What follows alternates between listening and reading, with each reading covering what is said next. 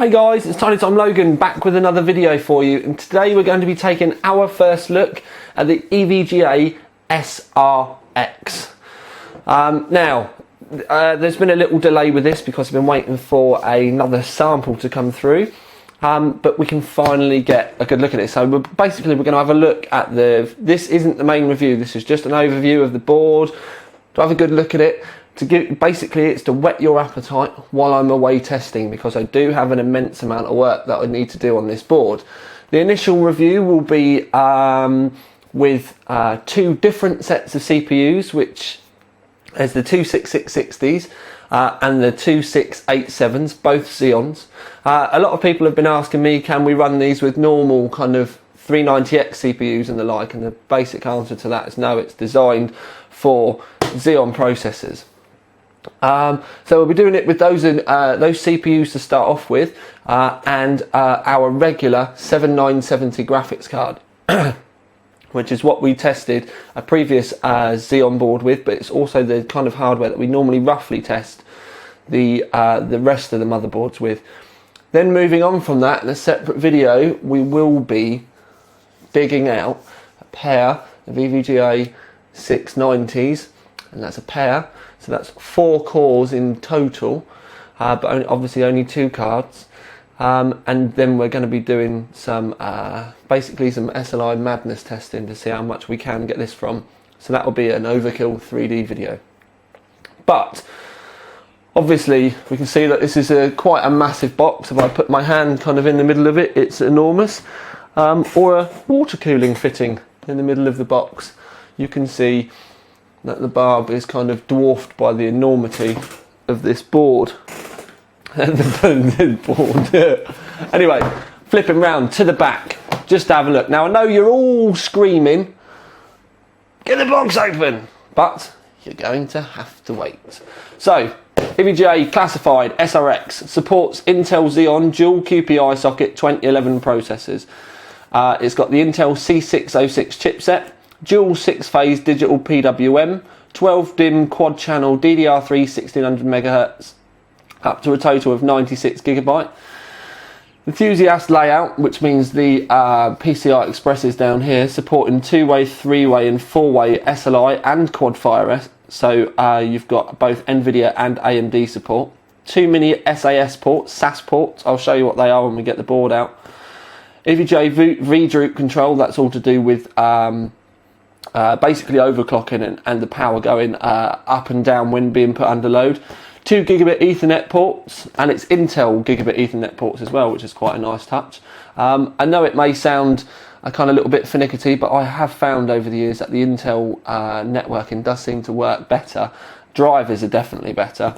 100% POSCAP capacitors, onboard CMOS clear, power and reset buttons, 10 USB 2 ports, 4 on the back panel, 6 on board, 6 USB 3 ports, 4 on the back panel, 2 on board, external clear CMOS button, which is just around the back in the I/O.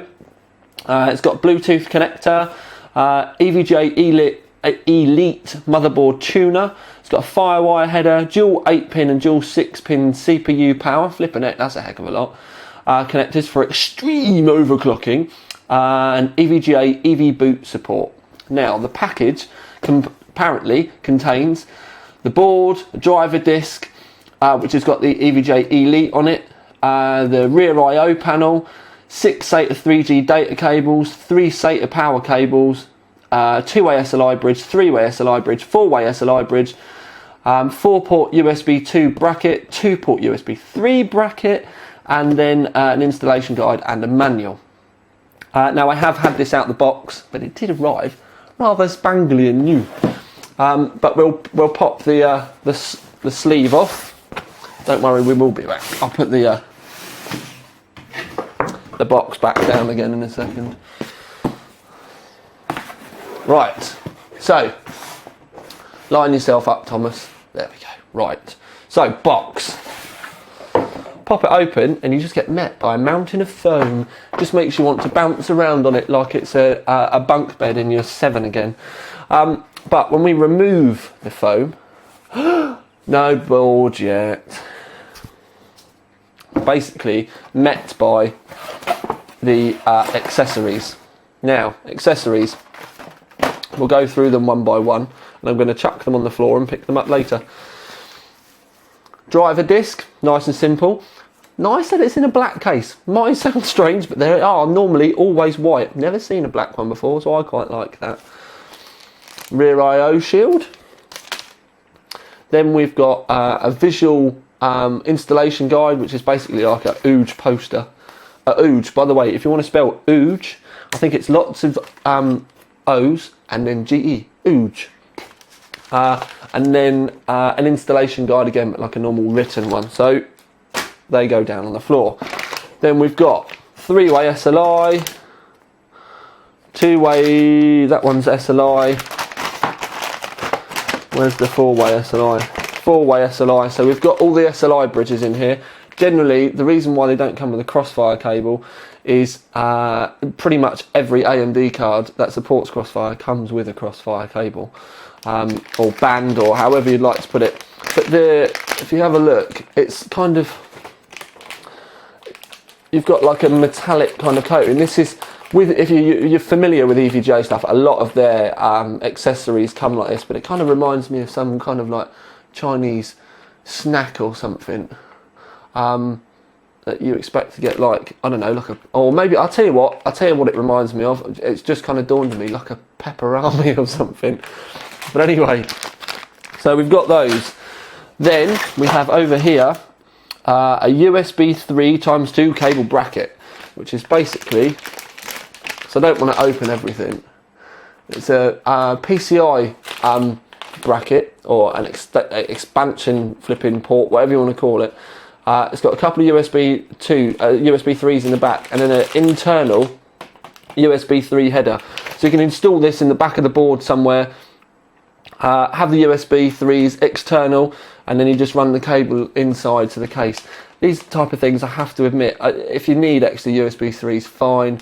I'd almost be inclined to tell you to get like a USB 3 hub or something for your desk, because I don't like the mess that all these cables end up adding in your rig. These are normally the things that stay in the box and I never use. Then we have a selection of SATA cables and also SATA power cables. It's a shame that the power connectors have white ends on though. Then we also have an internal USB 2 header to 4 USB 2s. So we will now remove that part, put it on the floor, and you get your first look at the board. Now what I'm going to do is I'm going to stop the camera briefly, as I'm knocking it anyway, and I'm going to get the board on the side, and then we'll have a really good look round it. Right then, so our first look at the board. Now I've got it on the desk at the moment, but I'm going to give you a kind of look around. What I've also done is move the light slightly away as well, because the brightness of my lights was actually, at least in the screen on the side of the camera, was starting to make the red look a little more pink. Now I have to admit, compared to some of the other boards that I've got here with red slots, these do look a little pink. There is a definitely an air of white in the plastic, the red plastic, so that I have to, yeah, the red, as far as I can kind of explain, I'm actually looking around for something red I can put up against it, and this is a tub of flux that you use when you're soldering, and if I take the lid off, you can kind of see the colour difference there. Now that red is roughly the colour that you'll see on like a Rampage 4. So it is the plastic on the board, at least this one, is quite pink. Now, dual socket, obviously, dual 2011 sockets, so you're going to need 2011 cooling. Obviously they're quite close together as well, so you're going to need to be quite careful, especially if you're going to be running an air cooler. I would have thought the majority of people that end up running this board are going to be water cooling anyway, so it's not going to be too much of a problem. Now, where it is 2011, we've obviously on the right hand side socket got quad channel RAM.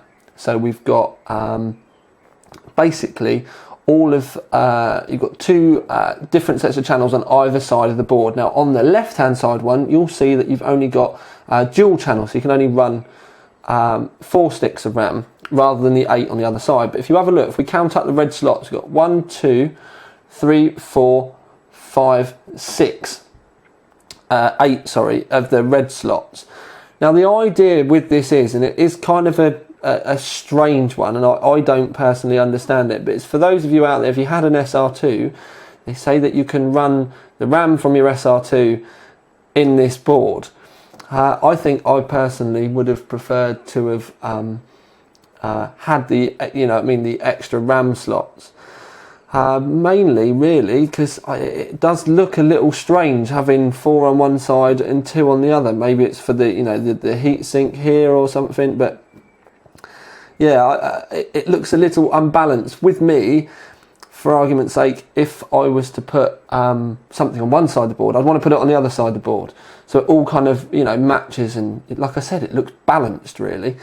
So yeah, it is a bit of a weird one. That's apparently the idea anyway, so that you can move your memory over from your SR2 if you upgrade into this board. I have to say though, if you've had an SR2 and you are going to be upgrading to this board, then I wouldn't have thought buying an extra couple of sticks of RAM are probably going to bother you too much, considering that RAM prices are so cheap. So maybe it's kind of a little bit of a cop-out, but I have to admit, as far as that kind of layout side of things is concerned, I don't really like it. But what we'll do is we'll start having a look around. Now this board is immensely heavy. There's obviously a hell of a lot of weight with the heatsink, which is all the way down here and all the way down here.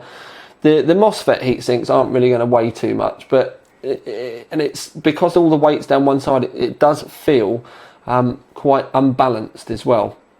But I've left all the stickers on, and what we're going to do is we're just going to work around the basics for the moment. So here, if you have a look, we have the 8-pin power for the CPU, but then you've got the extra 6-pin power.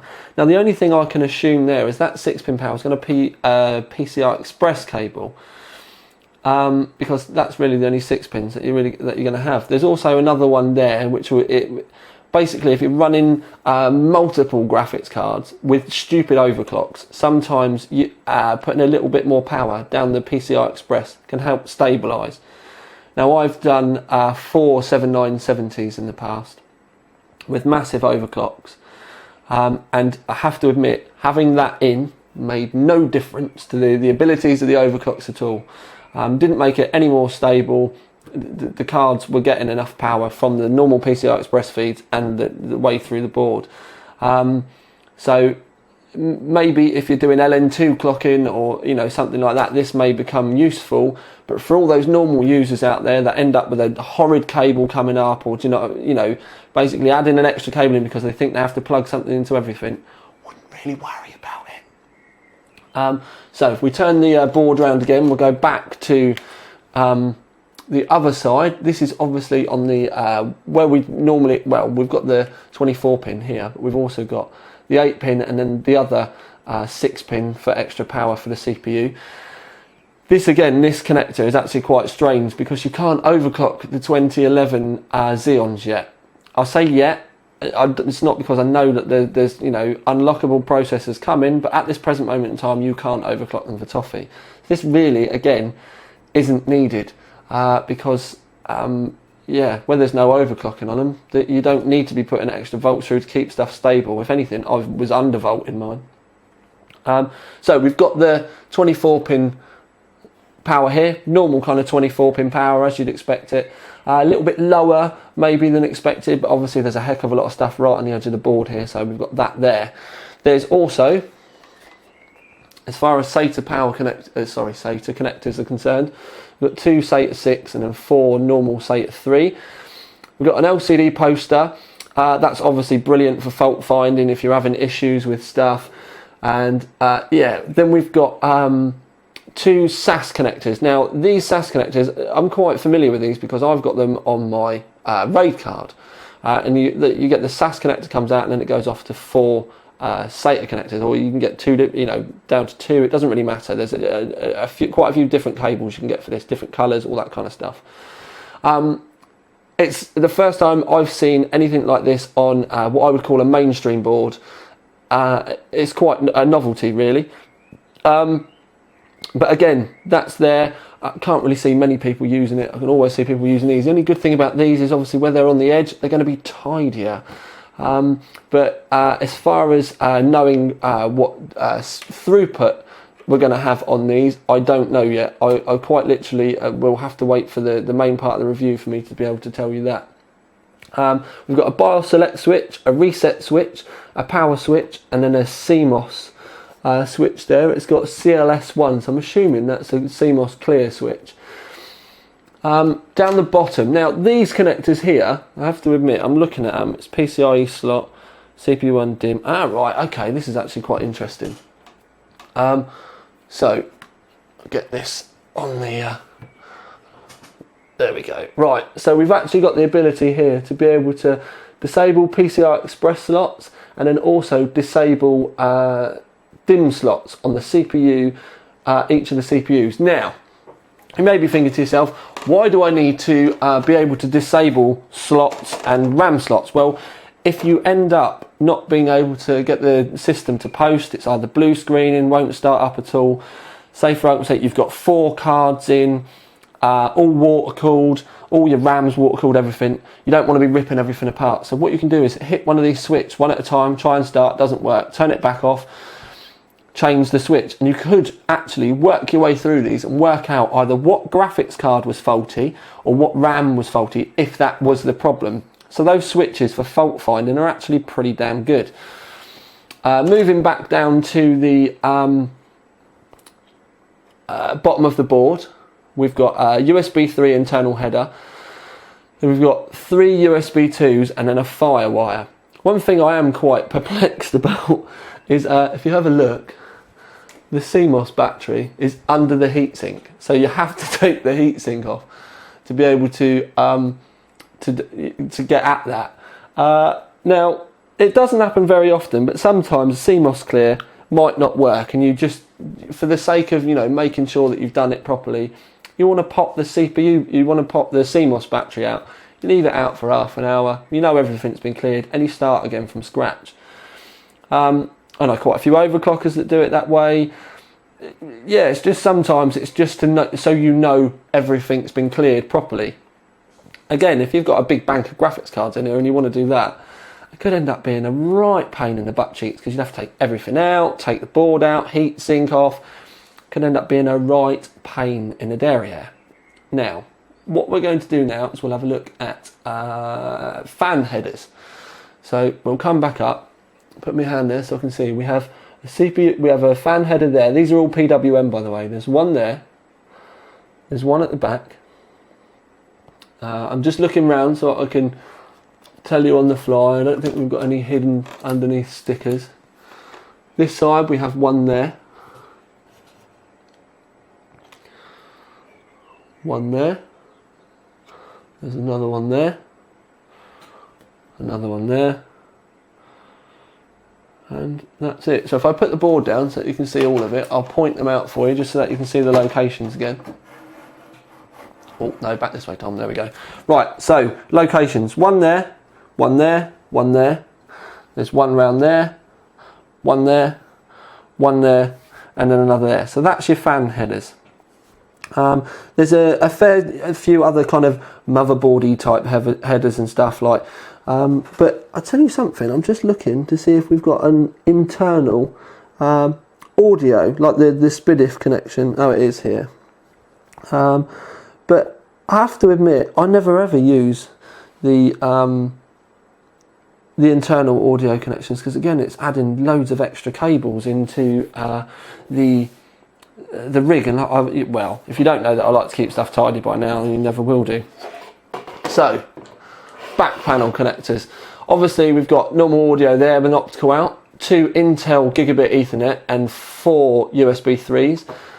We've got a couple of eSATA connectors there. I'm not sure whether they double up as USB or not. It doesn't appear so. Two USB 2s, PS2 port. I can't remember which one the purple is. I think purple is a keyboard, which this will please overclockers. It would have been nice if it was the 50-50, so you could have used it with your mouse as well. Got a CMOS clear switch, 2 more USB 2s, and then the Bluetooth header. This little connector here, I actually don't know what it is. Oh, it's the EVGA bot connector. That's why I'm not familiar with it. So, it's a mammoth board, and I do mean mammoth. It is huge. But what I'm going to do is I'm going to fling the light back round again, and I'm going to give you a look around it, so you know, just nice and slow, so that you can take everything in. In fact, if I keep the camera still, I'll move the board. That would be better, Tom. So we start at the top. I'm going to go slowly down, move the board, and then we'll go back up again. Don't forget, at any point in time, if you want to stop, all you need to do is pause. And yet my tripod is pretty gash. It was actually my late mother's, and I've been using this ever since day one, because I don't want to stop using it.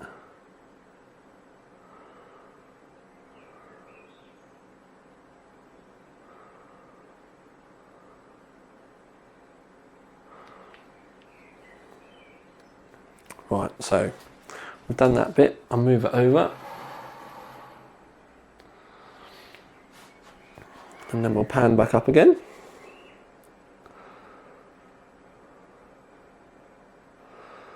Remember, if you want to see this in full detail, buffer it up in 1080p, and you can obviously always start. You can always pause whenever you like.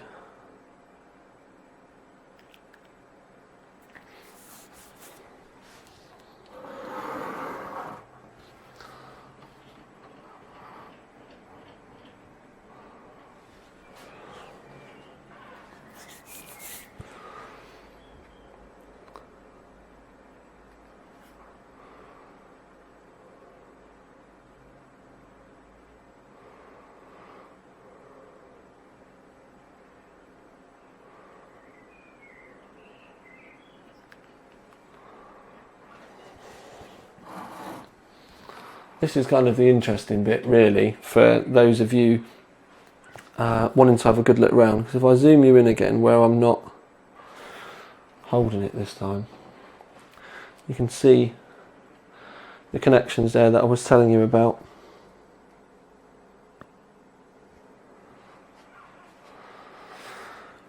But anyway, what I'll do is we'll come out a little bit. There we go. You can see here as well, this mammoth heatsink. Don't forget, on the left hand side you've got all the USB 3, USB 2s and the Firewire.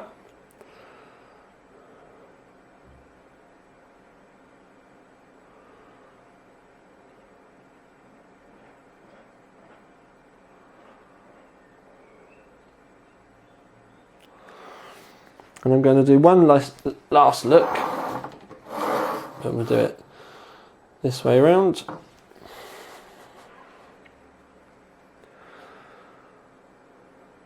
And go.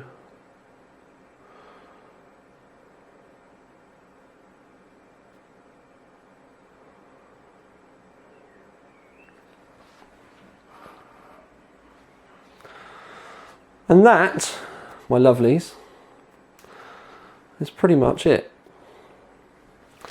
I've taken a lot of time to give you, like I said, our first look. I'm now going to be getting the test bench ready, start doing the tests. It's going to take me a long time to do the tests, so you're not going to be getting a review this week. At very, very best, you're looking at next weekend. But even that's not 100% promise, because like I said, there is a lot of work I want to do on this. So I'm going to be mixing in other reviews as well to break it up for me, and so that we've still got content on the website and on the channel. But yeah, please check back soon. I've not said this for a while, but don't forget to like and comment. And if you've not subscribed to my channel yet, please do. But for now at least, this is Tiny Tom Logan with the EVGA SRX dual socket 2011 Xeon motherboard out.